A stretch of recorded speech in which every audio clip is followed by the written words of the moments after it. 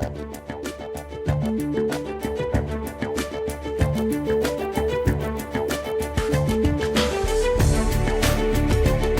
you interested in a career as an airline pilot? If so, you'll need to be in good health, have strong motor coordination and spatial perception, exercise good judgment, and act decisively.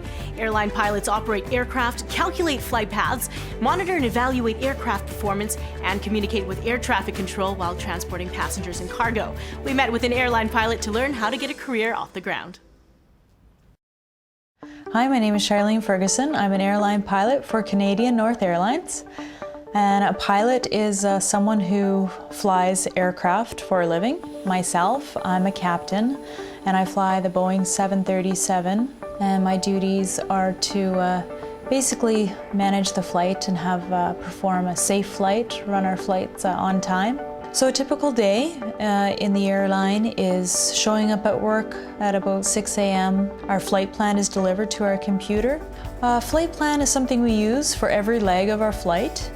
This is done up by our dispatch. It'll have how many people we have on board. It'll have the cargo. It has the time in the air. It has our fuel burns. Everything we need is in that plan to execute this flight. And that involves a whole crew concept. So there's myself with a first officer that I fly with. And we have our flight attendants as a crew. We all operate together as one. We all meet as a crew where a crew briefing is completed. Captain goes over the details of the flight. Usually the first officer will do a walk around, checking the outside of the aircraft. He's looking at the exterior of the aircraft, the wings, the engines, anything that could be abnormal. It's on the ramp, it's very noisy, so our ear protection is important. There's a lot of vehicles out there, fuel trucks, de-icing equipment, other aircraft on the ramp.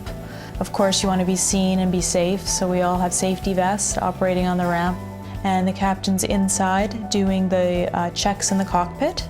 We're getting our charts out that we use. There's usually a PA or a public announcement from the flight deck. Ladies and gentlemen from the flight deck, your captain speaking. Welcome on board Flight 438. We just have all of our doors closed here. We'll be pushing back momentarily for on-time departure up to Yellowknife. Started flying with my dad. He was a private pilot, so as a young age I was always in aircraft and just really loved flying. To obtain certain licenses in aviation, these are all based on flight hours. So let's say a commercial license, you need 200 hours. Then once you get that commercial license, you can now go and acquire a job and start building your flight time. So basically you'll start at first officer in the right seat.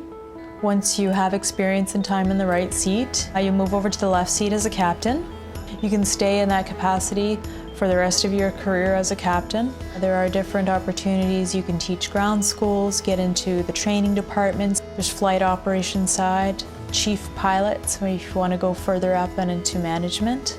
So the tools and equipment we use in aviation, we have satellite phones in the aircraft where we can always call our dispatch to make up a new plan and get in contact with them for information. Engine instruments are in the center of the aircraft, and the center console with the thrusts, reverse thrust, start levers for the engines, that's all in the center, so both the captain and the first officer can operate it. The skills needed to be an airline pilot decision-making skills. You have to be able to make decisions quickly and thoroughly, of course, and be able to prioritize. That's very important, what needs to be done and when. You know, in aviation we say aviate, navigate, communicate. And those are the three basics. So if you come into an emergency, you always aviate, you fly the aircraft first, and everything else follows. You know, it is a stress on the body, up and down in the aircraft. It's important to get your crew rest. 40, 30, 20, 10. Yeah, I'm very happy with my career choice. It's very satisfying. I love flying the aircraft, and there's nothing like being up on a beautiful summer day. You know, that's my office. You know, I get to see this from, 34,000 feet every day, and there's nothing like it. It's truly awesome.